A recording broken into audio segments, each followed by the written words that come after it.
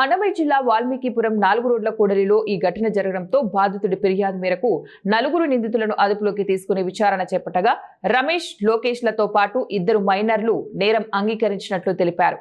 అంతేకాకుండా బెంగళూరు పరిసర ప్రాంతాలలో కూడా ఇలాంటి నేరాలకు పాల్పడినట్లు తెలిపారు. నిందితుల నుంచి ఒక కత్తి, 2 మొబైల్ ఫోన్లు, మోటార్ సైకిల్ స్వాధీనం చేసుకున్నట్లు వారు తెలిపారు. క్రికెట్ బెట్టింగ్ లా మద్యం సేవించడం లాంటి వ్యసనాలకు అలవాటు పడి సులభంగా డబ్బులు సంపాదించుకునేందుకు ఇలాంటి నేరాలకు పాల్పడినట్లు తెలిపారు.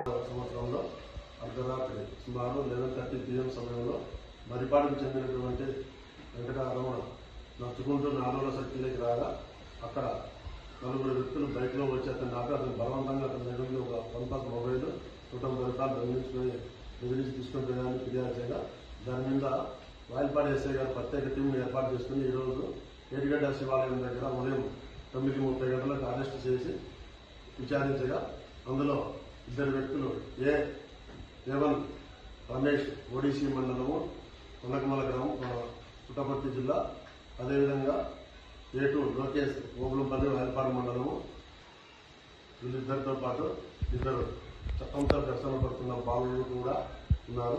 వీళ్ళు 4 కలిసి అతని వద్ద నుంచి ఒక mobile phone, OnePlus mobile phone Ramesh అని అతను తీసుకుని చాకుతో బెదిరించి తీసుకుని పోయారు.